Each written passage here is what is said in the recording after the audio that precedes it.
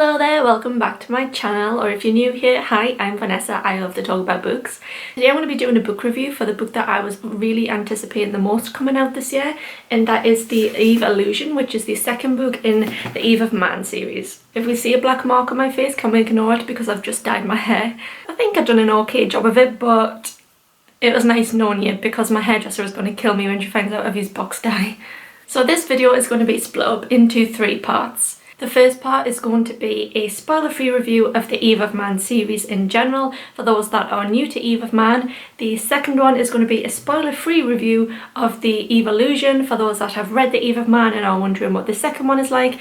And the third part is going to be a discussion of the Eve Illusion, which will contain spoilers. So if you skip ahead and you come across a spoiler, you have been warned. I will put timestamps in the description box so that you know how far you can go into the video, depending on what level you don't want to be spoiled at. So let's get straight into it. I'm going to start with part 1, which is suitable for everyone who has never read Eve of Man and they don't want any spoilers for either book. So Eve of Man is the first book in this series. This came out in 2018 and the Eve Illusion was released last week. This is intended to be a trilogy. There's always intended to be a trilogy, and I'm just hoping that there isn't another 2-year wait for the third and final book to come out. This is written by Giovanna and Tom Fletcher, who are husband and wife. Tom Fletcher is in British boy band McFly, and Giovanna, his wife, is a famous author in her own right. She's published a lot of contemporary romances for adults, and this is their first book in young adult literature. However, Tom Fletcher has also done children's books. This book is set in a young adult fantasy London, which sees us many years into the future, and a baby girl has not been born for 50 years. After a 50-year drought of baby girls not being born, only baby boys being born, a baby girl is finally born and they name her Eve. Her mother dies during childbirth and her father walks away from her, and she ends up being raised by a group of older women who she refers to as mothers, and she lives in the top of a tower for her own protection. Eve is very famous across the world in her own right because she is now the only female who is not elderly. And the book takes place when she has turned 16 and they're trying to find her a suitable male that is her age that she can repopulate the earth with. Because Eve is the only girl, she's not allowed to interact with other people, and her best friend is a projection called Holly, who has been projected as being her age since she was little, and it is piloted by boys who are also of that age, and different boys pilot Holly, and they hope that Eve would not notice the difference between the pilots piloting this animatronic friend. However, she does realise the difference and she marks one out as being her favourite. An incident occurs in the tower that she is living in, and she accidentally comes face to face with her favourite pilot in his actual male form. And it turns out she can't stop thinking about him. This causes a little bit of problem for the mothers who are planning to pick out her new mate based on the scientific ability that they think he will have of giving the world lots of daughters. And the tower that Eve lives in is really tall. There's like 800 floors. She lives at the top in the dome, and then underneath the dome there's a whole range of floors which are for different activities, but I'm not going to say what because they're spoilery, but they all add to the overall story. I thought that this book was a fun dystopian adventure when I first read it, and I reread it in anticipation of the second one coming out, and I still felt the same. I rated this 5 out of 5 stars on Goodreads, and I would still recommend that everybody pick this book up and read it. There's lots of characters in it who are very well likeable. It's not the best written YA that I've ever read, but it truly makes up for it in the fantastic world building and the characters who are very likeable. Okay, so that concludes part 1. That's all I'm going to say about Eve of Man, because I truly think that anything more than that would spoil it. Okay, so now we're going into part 2, which is a spoiler-free review of book 2, the new sequel, which is the Eve Illusion. If you haven't read Eve of Man and don't want to be spoiled for what happens in it, please click away now and come back once you've read it so you can get the spoiler-free review of the second book. If you've watched any of my videos on this channel before, you'll know that I was so excited to receive this book in the mail, especially because my best friend got me a signed edition. Eve of Man was genuinely one of the most fun reads that I'd ever read, and that's what I wanted from this book, was also for it to be a fun read. I did think it was good, but not as good as the first book, and I'm going to tell you why. So Eve of Man is 70 chapters long, and it comes in at 400 pages. This book is 390 pages, it is 40 chapters, and the words are a hell of a lot bigger in this book than they are the last one. So this one feels just over half the length of the other one, and I think that's reflective in the plot. I feel like I can make one point about this book in comparison to Eve of Man, and it'll sort of sum up how I felt about this book, and that is, in the first book, Bram is described as having blonde hair, and in this book, Bram is described as having brown hair. Now, I know hair dye exists, but can someone tell me at what point Bram would have had to dye his hair? And I feel like that just kind of sums up the approach to this book. I don't feel like it's had as much love put into it. There was a 2-year gap between this book coming out and the last book coming out. I don't know why it took 2 years to bring this one out, because there's definitely not as much substance to this one, so I do wonder if this has been put on the back burner a little bit. What I did really appreciate about this book is that it jumps straight back into the action from where we left off. At the end of Eve of Man, we see Eve and Bram standing on the edge of a tower ready to jump off and be free, and the first chapter of this book goes straight back into that point, but from the perspective of Michael. And I'm so pleased that I read the first book again in anticipation of this one, because I wouldn't have had a clue who Michael was. Michael is the god that sees Eve face to face in a lift after her failed potential 2 meeting, when the crazy guy stabs Mother Nina, and then her god drags her into the lift to get her away for her own safety, but he becomes caught up in the heat of the moment and starts to undress her. And that leads up to her first meeting with Bram, because Bram gets her out of the lift with him and beats Michael up, and Michael sort of like collapses on the floor. So Michael we saw very, very briefly in the first book, but in here his perspectives actually take up half of the book. And you know what? I wasn't mad at that. At the start I was very worried about them introducing another perspective, but it actually worked out really well, and it was definitely needed to develop the plot. So from instantly the ending of Eve of Man, this story takes off, and it makes sense. Eve finally has the freedom that she wants. Bram has escaped from the tower with Eve, which is what he wanted, and it's all about what does she do next with her freedom, what happens to them next in their escape from the tower. And it's good, it's what I expected.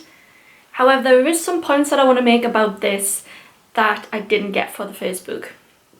The first book was fun, I think everybody can agree. It was fun, it didn't take itself too seriously, it was lighthearted, it was easy to read. I must say that I was not expecting this book to contain so much darkness. There is a lot of times in this book that it is so dark that I've had to put it down because I'm shocked by what I'm reading.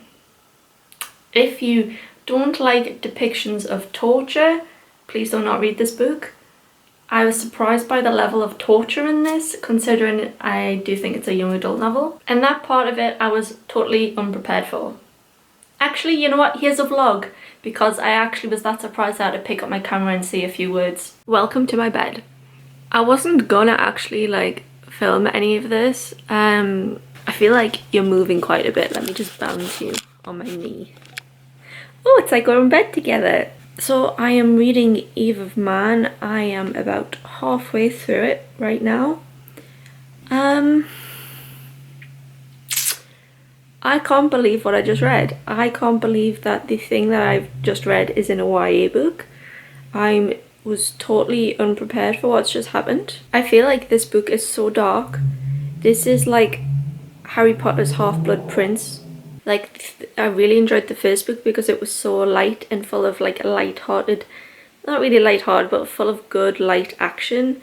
And I was always like content and happy reading it, whereas what I'm reading now is making me really, really sad. I've never seen such graphic depiction of torture in young adult. It's took quite an adult turn. I don't know how I feel about it.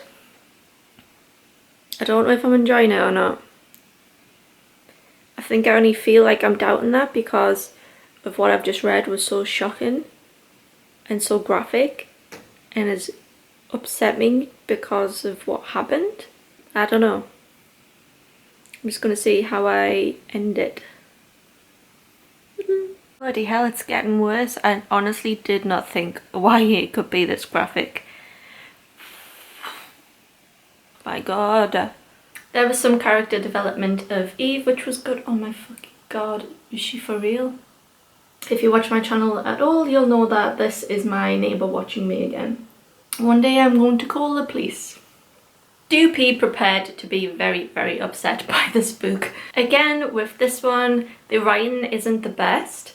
I don't feel like the writing has improved at all, but it does what it needs to do to get the point across. There was a couple of little bits that I really cringed because, you know, they had the typical YA stereotypical words in here, but that's just YA. And there is some development to the world in general, more about the organisation that was holding Eve in this tower. There's a bit more character development in terms of the side characters from the first novel and sort of understanding their actions, but that's a little bit of a plot spoiler, so I'm not going to talk about it here. But this book generally feels a lot smaller than the last one. The breadth of characters in it that was in the last book has disappeared. There's very few characters in this one, and outside of the main characters, the rest of them actually spend very, very little time in this book. This book purely feels about Eve, Bram and Michael, which the addition of Michael I'm not mad at. I thought his chapters were really, really great, and it was actually his chapters that kept me reading this book. It's a very, very quick read. I read this, must have been in a matter of about 6 hours sitting down reading this, which I can't say the same for Eve of Man. I know it sounds like I've been a bit of a negative Nancy on this book, but I do feel like this one definitely was a worthy addition to the series. It expands a lot of the plot points from the first book, and it also adds a lot to the storyline to make it even more different to everything else that I've ever read. I just feel like it was a rushed sequel. I feel like my disappointment probably only comes from the fact that I anticipated it so much and I had hyped it so much up in my head, because reflecting on this book, it makes total sense with where the plot was going. Maybe I was just a little bit disappointed in the length, but definitely a worthy successor, and I am looking forward to the third book coming out. Okay, that is the end of part 2. I'm now going to go into the total spoilery review discussion part of it. So if you've never read this book and don't want to be spoiled, please click away now. It's been lovely having you here, but I don't want to spoil this for you. Oh, you've read it, you're here to stay. Okay, so let's get into the spoilery part of this. I am going to say I would love to discuss in the comments about some of the plot points in this book, but please make sure that you actually put very big in your comments that your comments contain spoilers if you want to discuss the plot with me, so that other people aren't spoiled in the comment section. There was a few comments I wanted to make about the plot, which really did stand out to me.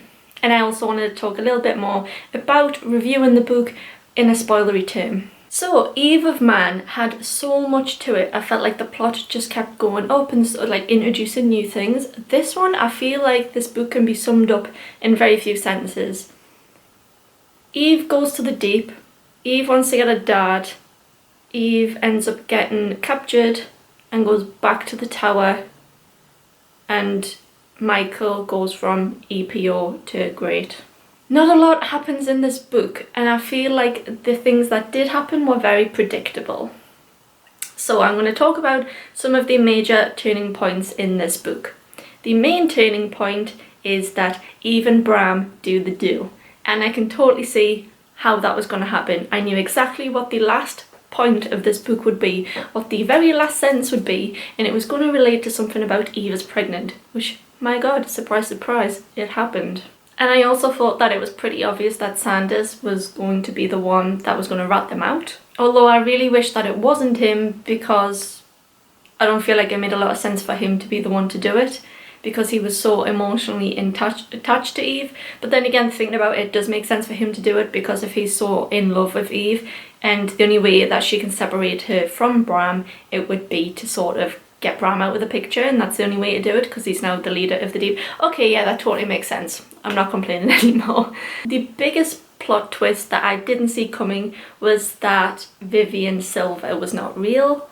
Although, again, that makes total sense, because have you ever seen her and Dr. Wells in the same room? No. So I really, really enjoyed that plot twist to it. I thought that scene was very well done. However, there is something about that scene in general that just didn't sit right with me.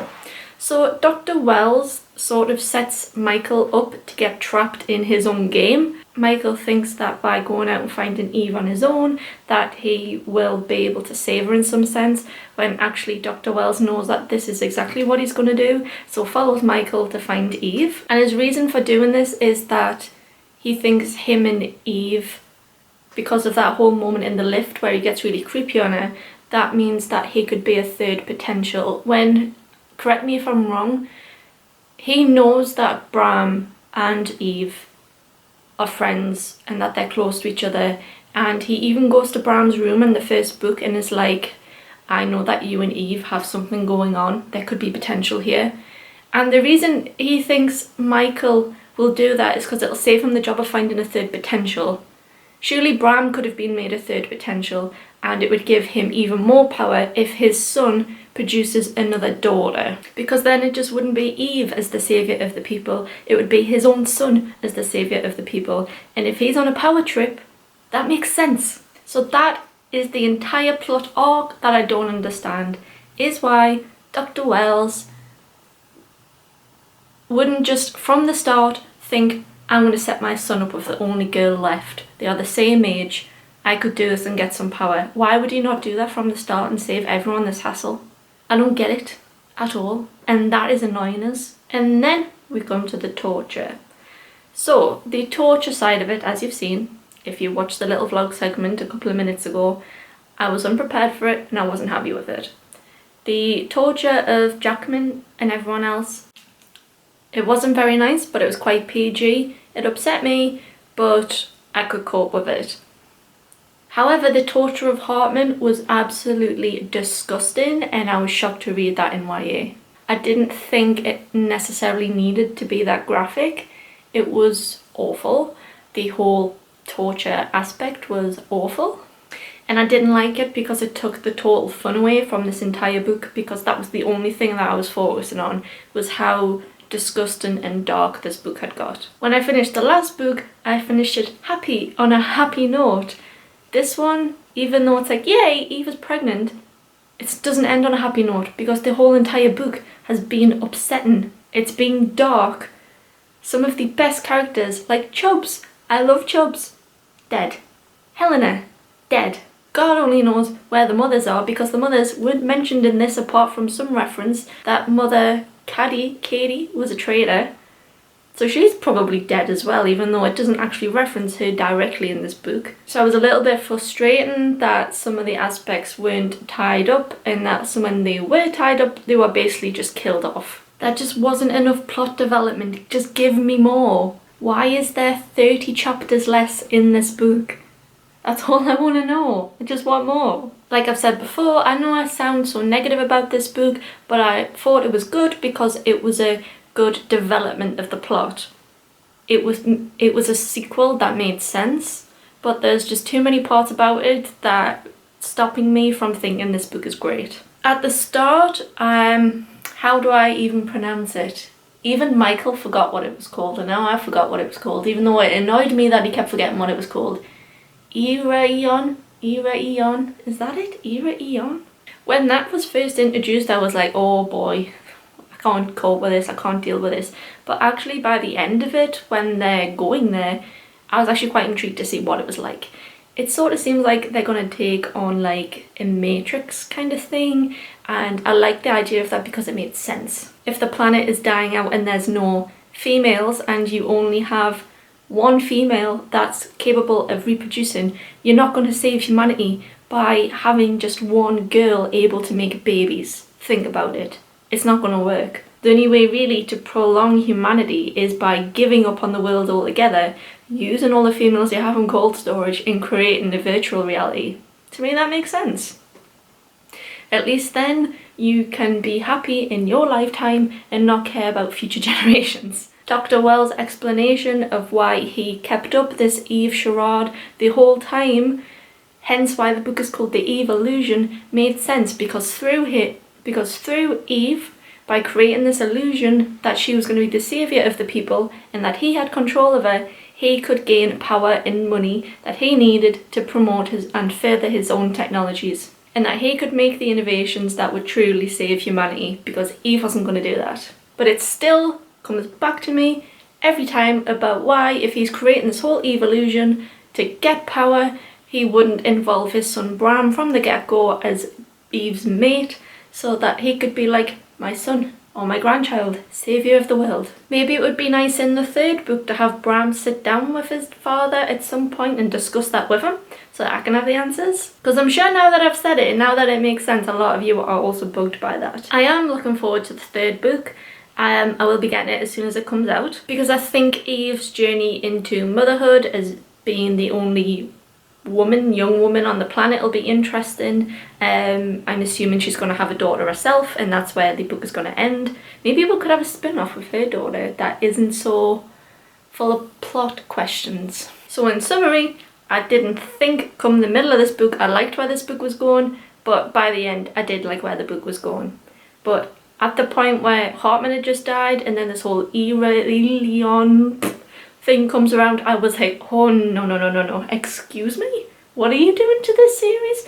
But come the end of it, I was like, satisfied. I do feel like we will be seeing more of Hartman, Chubbs and Helena and any of the other million people that they've killed off in this book. So that is it for me today. I feel like I haven't done a book review in quite a while. A little bit rusty. I maybe should have planned this video out a little bit more so I knew exactly what I was going to be talking about. But it's all a learning curve, and I'll know for my next book review. Thank you for watching to the end. If you have, let me know in the comments what you thought about Eve of Man or the Evolution, and what your expectations are for the third book. Please keep in mind that you don't want to spoil it for other people who might be scrolling through the comments. So please put a big disclaimer in a comment, and then maybe leave a comment underneath that containing the spoilers, because then people actually have to like open it to view the comments. I don't know, I just thought that might be a system that would work. And I'll see you in the next video. Bye!